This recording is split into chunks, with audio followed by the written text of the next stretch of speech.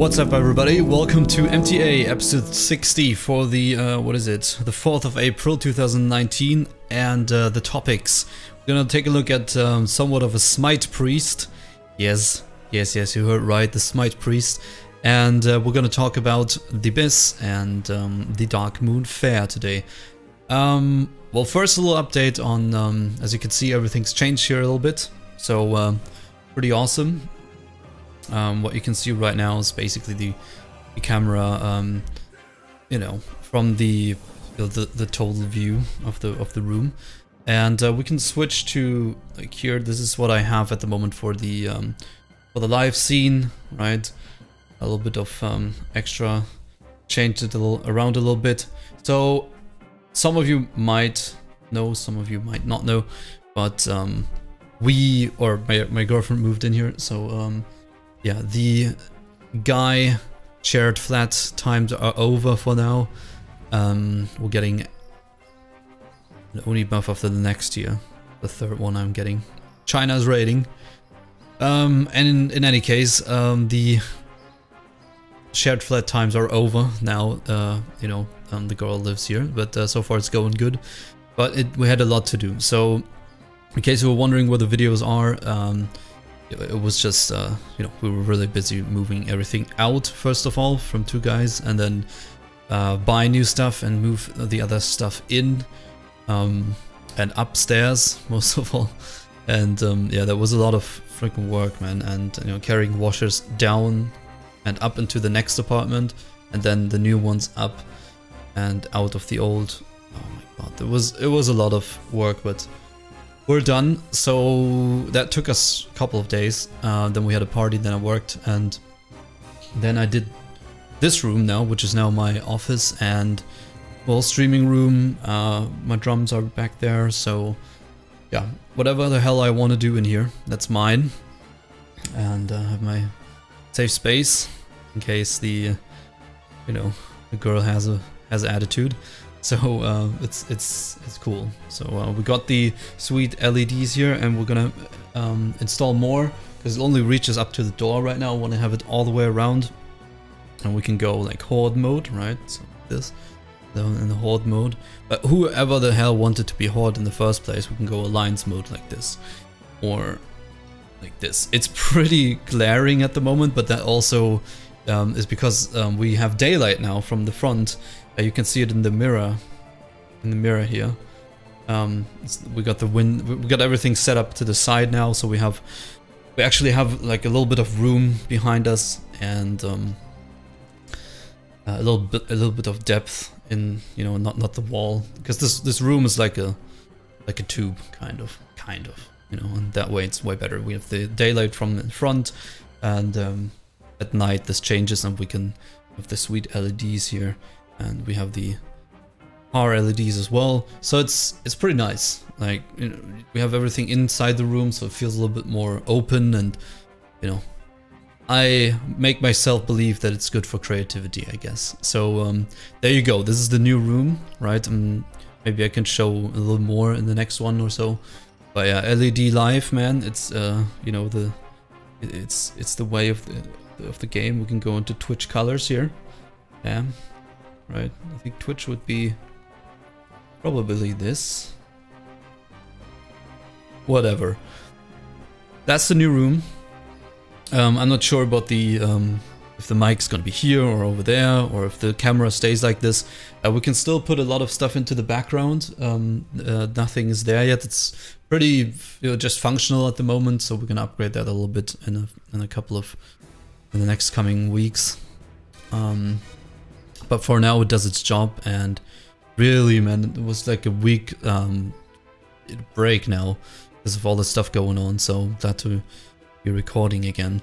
So today, that's the little update for the real life here, and you probably will realize that there's not many videos coming out. Also, we got a new monitor, right? So we're rocking 144 Hertz, but I still need a new cable because this one is okay, but not really doing its job all that well.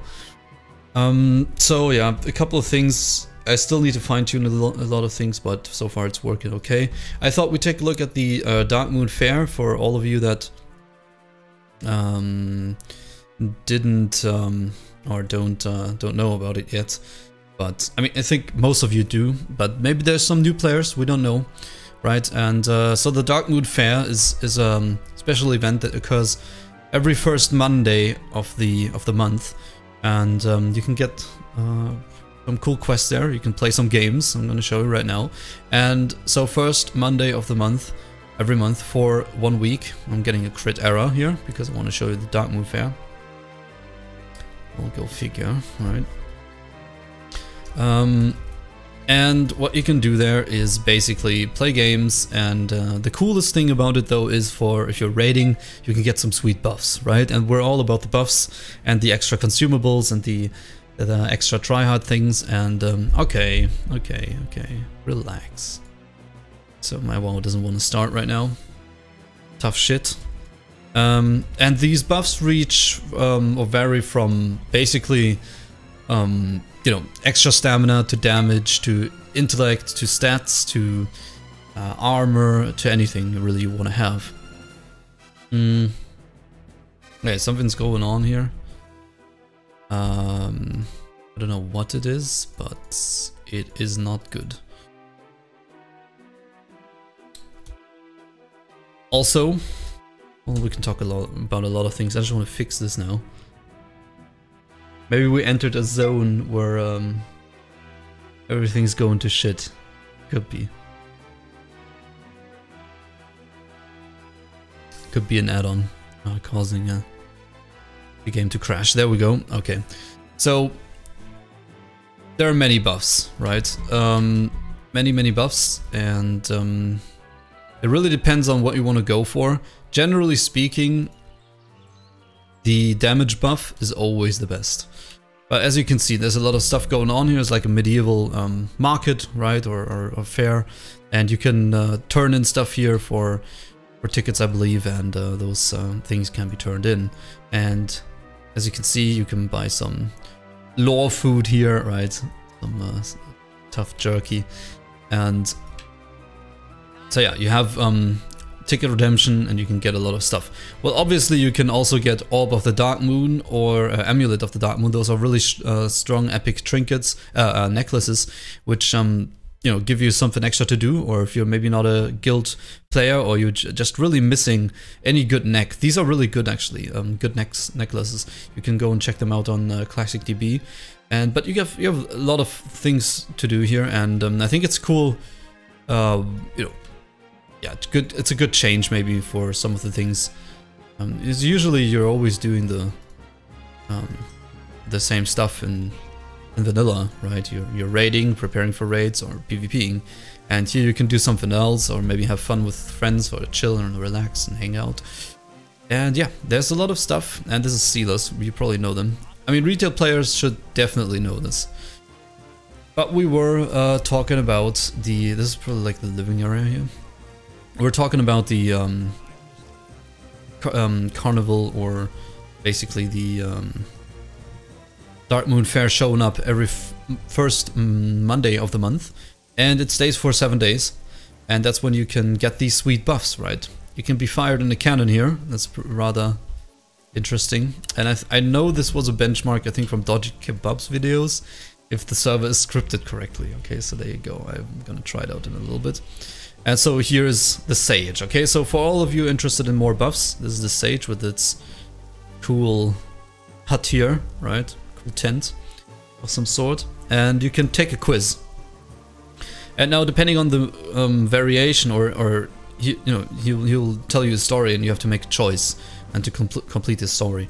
And depending on what you click, so let's say we click, you know, slay the man, and then, you know, you can you have different options, and depending on which options you pick, you get a different buff.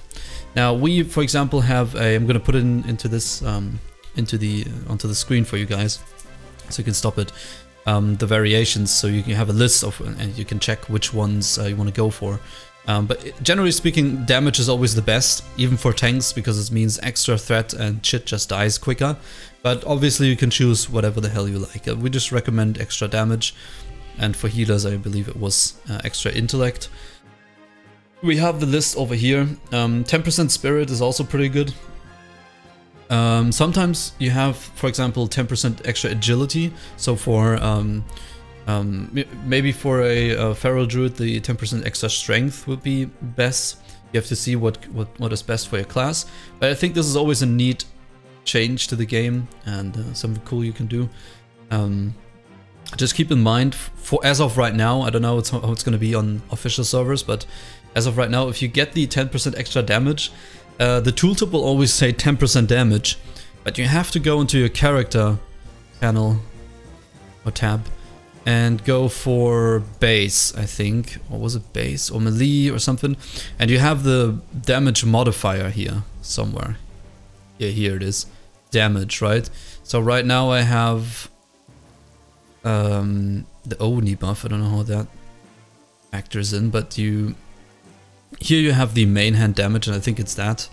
So maybe it was spell. Yeah, I think it's base stats, and then you go to melee. You have that, and you should have the multiplier here, like 110%.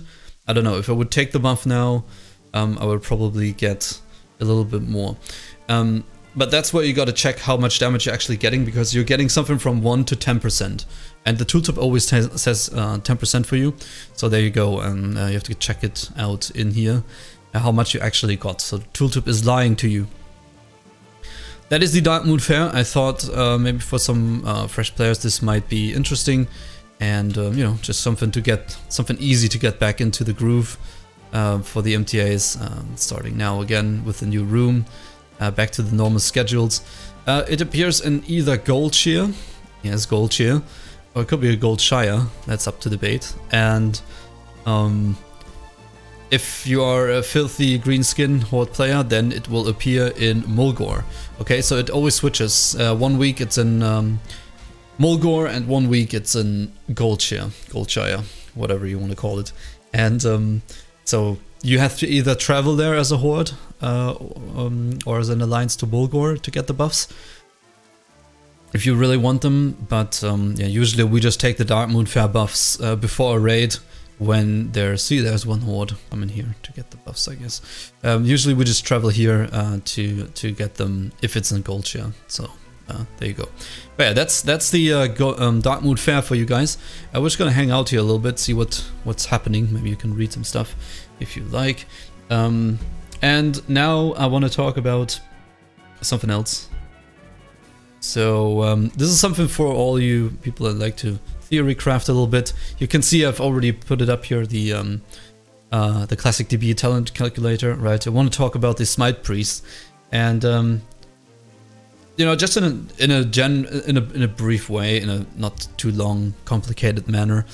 There's obviously a lot of people that want to play a Smite Priest, from what I've heard. V as a raid leader, I can tell you, for me it's always, you can play a rat because you can, you know, he brings another set of buffs and everything, but people are right to say, well, rat doesn't have anything that a holy paladin doesn't have. And you know, he's wielding a Nightfall, that's one of the things, and he has a couple of other things that I don't want to get into too much right now, but he can do and bring some stuff that somebody else can't. You know, he's a very, he doesn't compete with gear of other people, usually, if you play red correctly. A couple of other things. And another set of wipe protection, rezzing, off healer, etc. So, a couple of things he brings to the raid. A feral druid brings an aura to the raid, right? Even, you could even say a moonkin gives you an aura if it's played right. It's really hard, but all of these classes really have something that they bring to the raid, but a Smite Priest really doesn't, right? Even the Prompt Paladin has like the AoE potential and it's like a really good off tank. Arguably, some people just don't like it, whatever the case. But a Smite Priest, you'd have to say, okay, well, you just discipline. Every priest should be disciplined anyway, right? And provide the PI, the power infusion, 20% less mana cost and more spell damage for the raid, right? To increase the damage and have better progression. So why would you play Smite Priest? Because he would just be you know, dealing less damage, be less mana efficient, and also have the same exact talents as a healing priest has, if he's not holy. And So the idea behind that, so I would usually, if somebody said I would want to go pure DPS Smite Priest, I would say there's no spot for you, even in our very generous and open raid for hybrid classes if they're played right, but that just goes too far, right? Because there's nothing you provide to the raid. Now the cool thing about this though is, well, there is actually one way you can play this, but it's not a pure DPS Smite Priest, right? For me, the Smite Priest is more of a thing that I've been talking to Sal a little bit, and well, first of all, the best spec to be for a heal priest to be in is discipline anyway, because you can get one holy priest if you like, but you know, the discipline priest is what you want to be in, because you have the power infusion in the end, and that's just such a huge boost for your DPS classes to burst down bosses that it's just incredibly valuable to a raid. Again, I don't want to go too deep into it, but the general idea here is that you can actually have, if you're that kind of player who likes to have the more, you know, offensive, you know, a healer that has a little different twist to it, a little bit of flavor to it, right? Which is the cool thing about vanilla, right? You can play this here, which I'm going to show you right now. As you can see, I went down into the discipline tree, right? And I got the normal talents, right? But you're basically still a healer, but what you can do with this spec, or as a discipline priest, is you can, it's particularly good for to have like one discipline priest in this spec maybe, that, but you have to really be comfortable with the playstyle. If you're just fine, well, I'm just a heal bot, man, that's what I like to do, you know, one hand on the sack, and you know, use my heal bot and be a healer, that's not for you really, and that's fine, right? But there's some, like Salad for example likes the healing and then switching to offensive burst playstyle, kind of. You just gotta understand that you're still a healer, and we don't want anybody to think that it's a pure DPS spec or anything, right? You're basically, instead of standing around and over-healing, over-flashing a tank that is not gonna die anyway, right? The raid isn't really taking any damage, and the tank is getting over-spammed like crazy, right? You, instead of standing around or over-healing uselessly, you wanna push out damage, right? To make it go quicker. So now, particularly in our case, since on this server, I'm a prot pally, this is gonna change in Classic, I can tell you that much already, but since we're here, it's okay. But I have you know, the red paladin that we have is a really triad player, so we're bringing one red, and he has a sanctity aura, right? So we have 10% increased holy damage, which is particularly good for me as a prot pally in threat.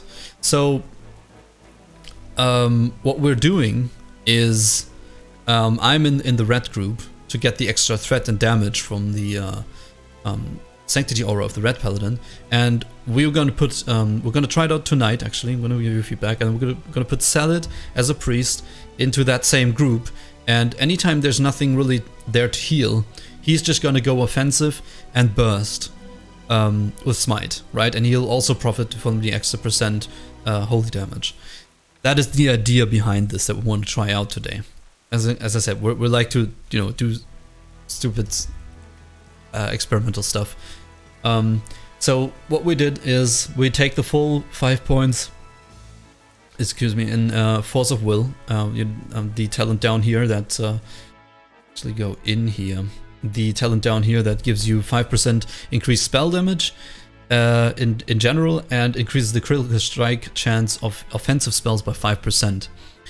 That is pretty good for that kind of spell playstyle, because 5% spell crit is quite a bit, right? For example, as a comparison, the Oni buff gives you critical strike chance of spells by 10%, which is a really strong buff for your casters.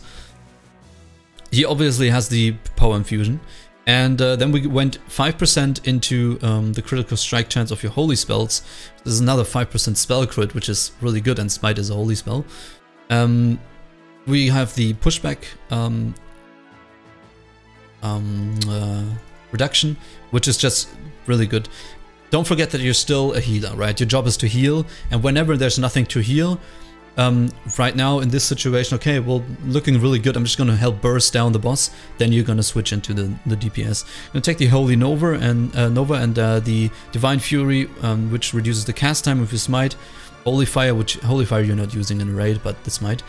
And then we're going into Inspiration, increases the armor of your target by 25% with any heal for 15 seconds after getting a crit with your heal.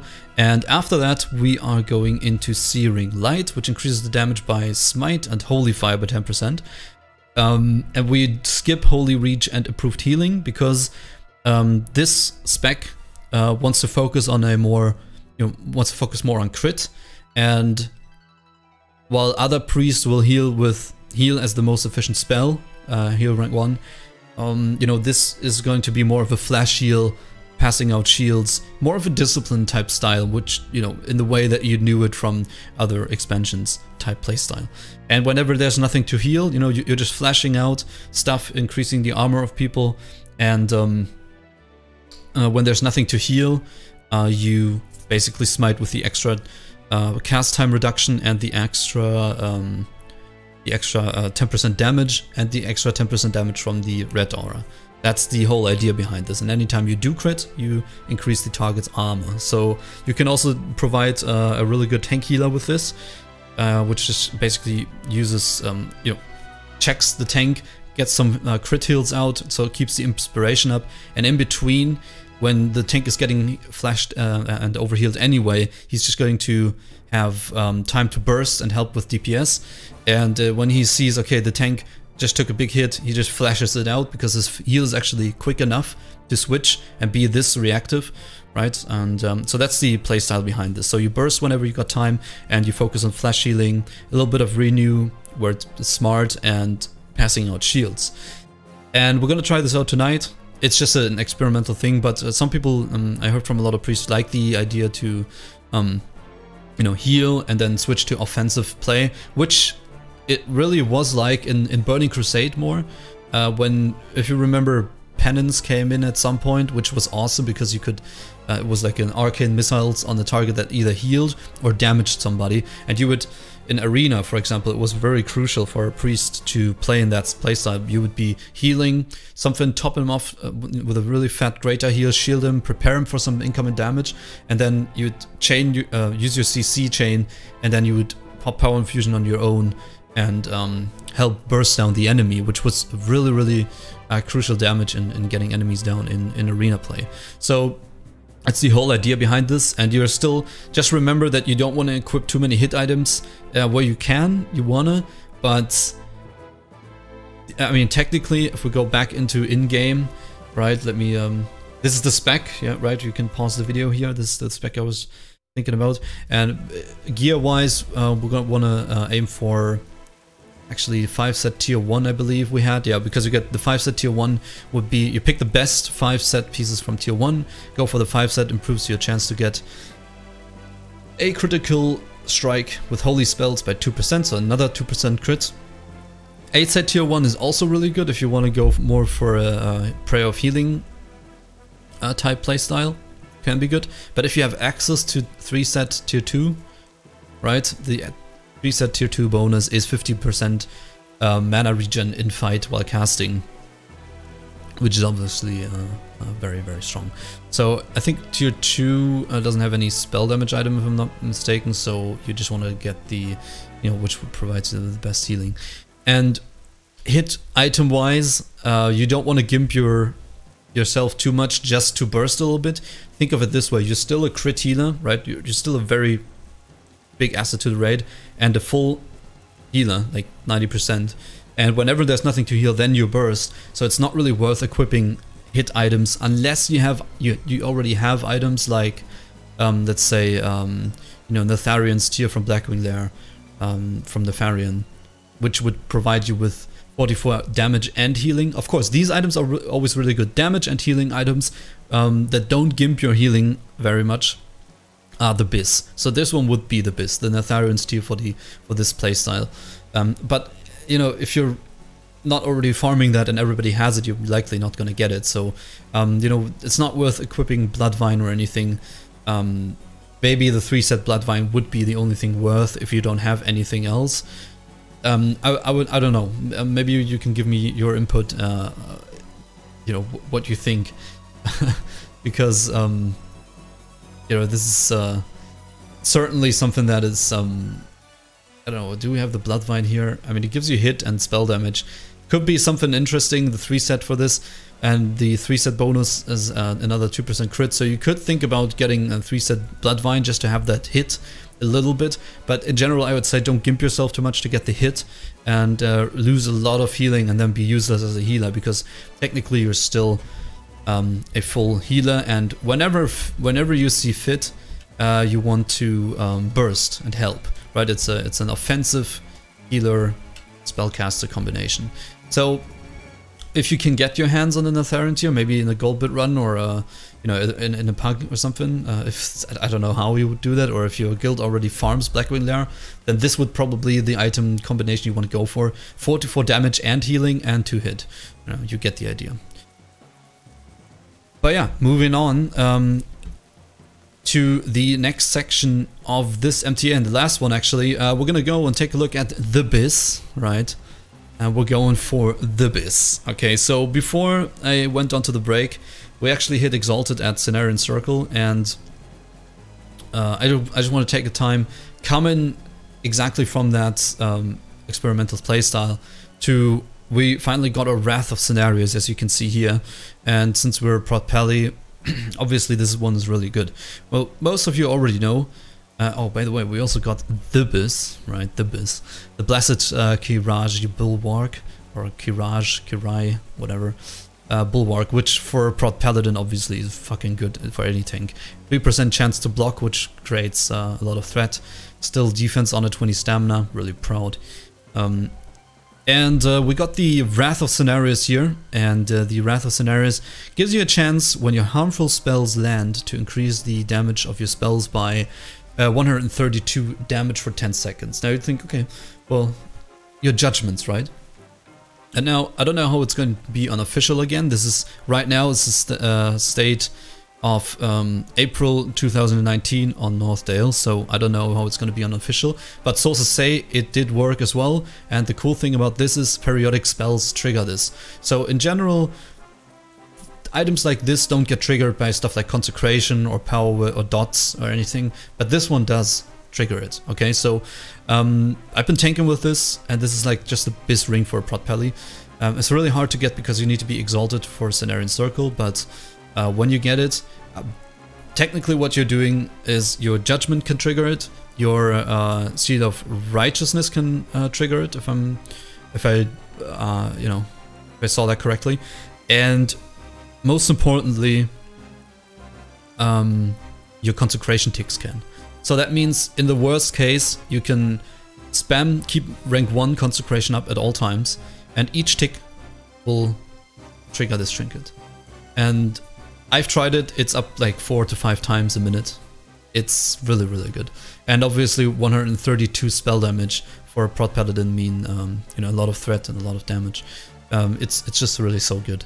Also, I heard it's BIS for Shadow Priest. I've never played a Shadow Priest, but certainly could understand. You know, your Shadow Word Pain ticks would trigger it, and your Mind Flay would certainly trigger it. So really a thing to go for, even if you're just a for Red Paladin also, because they also keep the Consecration up, and 132 spell damage as a Red is really, really strong. So for Red and Prot, the BIS, and for Holy Pally, maybe if you're out in the open world, you're Exalted anyway, go and pick it up. It's going to be awesome for your PvP experience. We also got the Etecc, the Blood Drink. I'm going to talk about this in the next one. It's a really cool axe we got from AQ40. Yeah, progression-wise, we are just in front of Satoon now, and going to tackle this. We actually put MC on an optional raid day now, and can focus on progression all the time. We have a lot of new recruits, it's going really good. So next stream on Sunday we are going to focus on Satoon and Uro. Satoon first though. And today we're gonna go MC if you like tune into the stream. That has been the BIS. So I hope I provided you with enough content now to make up for the lack of content in the last few days. So yeah, this is the new room. This is the Smite Priest spec. We can talk about it a little bit more in the next one. I don't want this to be too long. We talked about the BIS, and we talked about what we've been doing so far. I'm gonna leave you here in Goldshare. I wish you a very pleasant day. Have fun in your adventures in Azeroth, and I'll see you next time.